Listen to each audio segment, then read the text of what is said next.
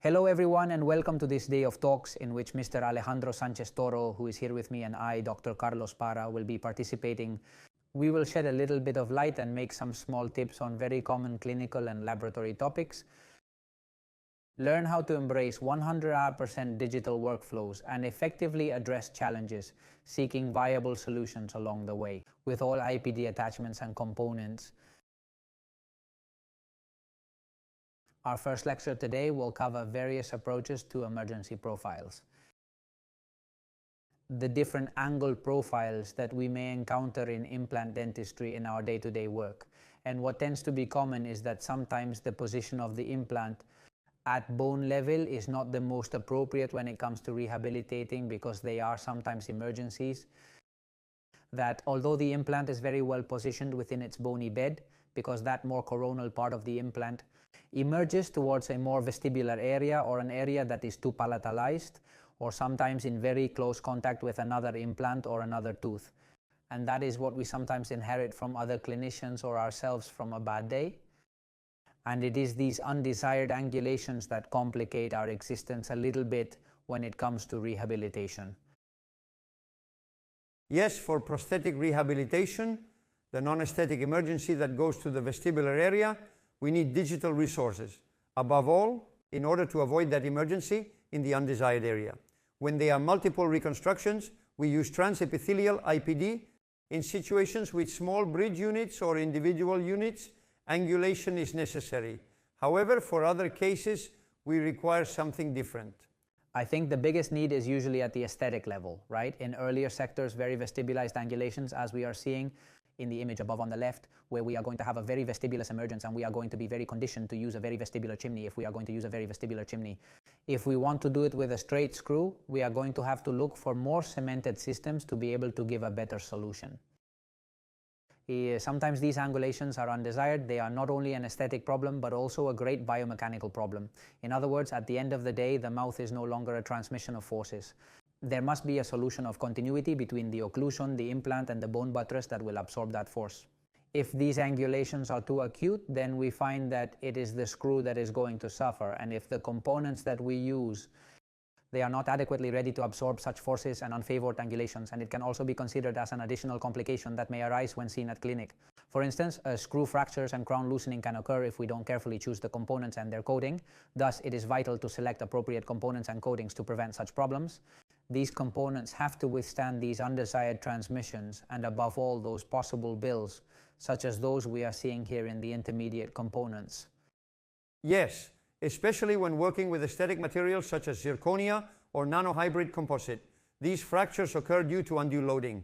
In situations with undesired angulations, we are looking for a prosthetic solution with T-base type attachments where they can provide us with an angled screw that we can access with a certain degree of angulation to save that aesthetic zone. And that the load is better distributed over the implant, over the prosthesis. And that is what we are going to talk a little bit about today, about these angulations and how we have to look for digital solutions to these angulations. This case involves two implants placed in case which are placed too closely to each other, causing their heads to be in excessive contact with each other. Approaching this type of treatment in an analogical way is quite complicated.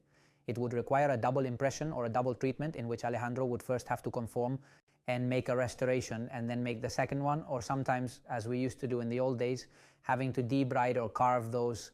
Transfer is a crucial step in obtaining accurate impressions of implant angulations.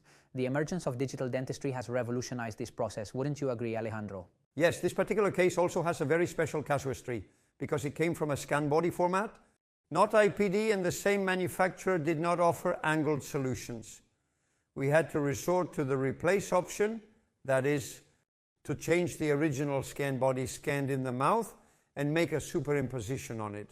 Model Pro, IPD software, and it gave us the possibility of working with a different digital flow in the laboratory, different from the one originally proposed by the work. As in this case, as the doctor comments, these scan bodies interacted with each other, causing some uncomfortable situations of screw emergence. By overlaying it on the IPD scan body, I experienced an entirely positive workflow which greatly impacted my work process. To be able to resort to digital elements, to be able to give solution to that kind of cases is sometimes not easy.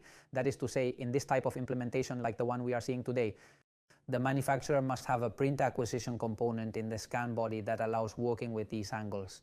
In addition, the actual impression taking between the mouths is not simple either, because you have to scan with a block of a first scan body and then scan the second one.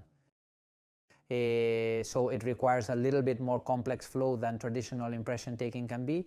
But again, thanks to those systems that we have today in the digital flow, with IPD, which is what we are talking about today, we have a more comfortable solution, as you can see, to be able to provide a solution to these types of cases. What does IPD propose with this replace we were talking about? It proposes us with a minimum stockage in terms of height and angulations, to have a single tie base, either rotating or indexed, to have the possibility of opening an angled window that allows us to rectify that emergence negative to our prosthesis.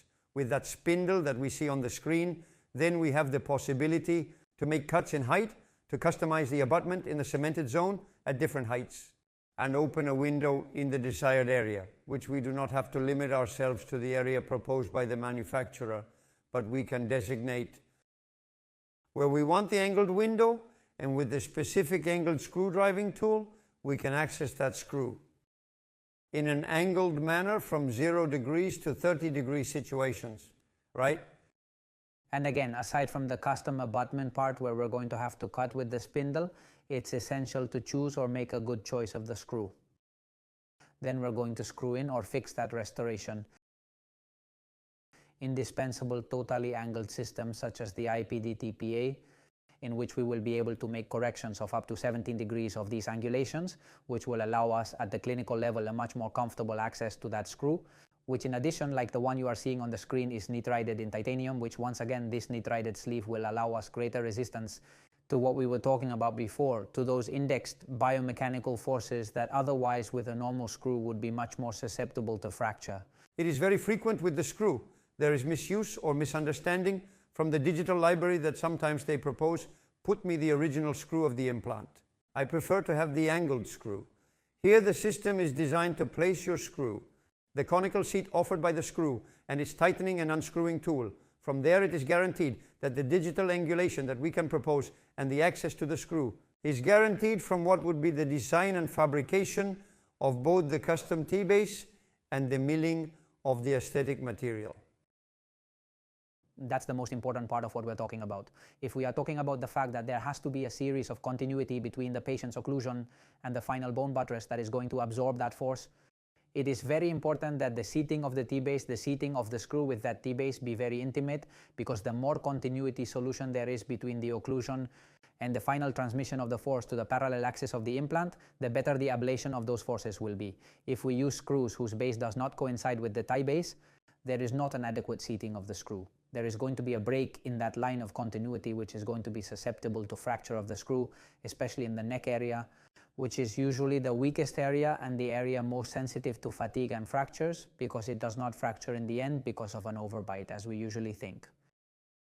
They are corpulent patients who exert a lot of force and it breaks. This does not cease to be a fatigue wear, which in the end, that lack of connection between both parts causes that fatigue of the material and ends up fractured.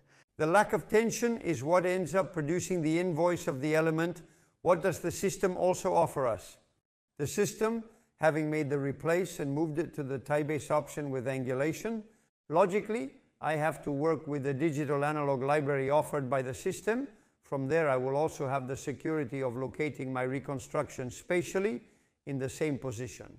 My reconstruction spatially in the same position in which it is in the mouth through a digital analog.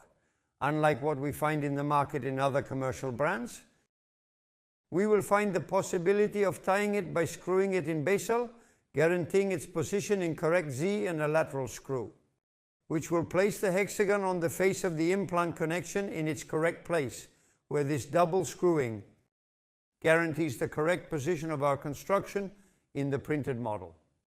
This seems very logical at the clinical level. We did not appreciate it so much, or we were not, let's put it this way. We were not aware of this type of failure at the time of the analogs and work with the analog, but we were aware of when the finished restoration was coming, because some restorations, Alejandro left me with too much pressure on my gingival margin and other resolutions were too high. So from the clinic, we often attributed it to the impression taking or to a bad digital impression taking on the scan body, or a bad fixation of the scan body with respect to the original implant, when really the error came from the cementing part or the fixation of the analog on the biomodel. The analysis of a printed model provides a great guarantee of safety. Assessing what is happening on the model is correct, but as the doctor says, if our digital analog is not really located in the right place, it can generate distortions in height or in rotation that give an error that he cannot evaluate, since the model would not be correct. In the analogical world, we had many margins of error with respect to the type of casting in the plaster. And now, in the digital world, the type of resin used, the choice of offset printer, and the amount of time or shrinkage can all make a significant difference. The impact of these factors should not be underestimated, as they greatly affect the final outcome. You have the flexibility to adjust the placement of the analog in relation to the digital workspace, which serves as the original.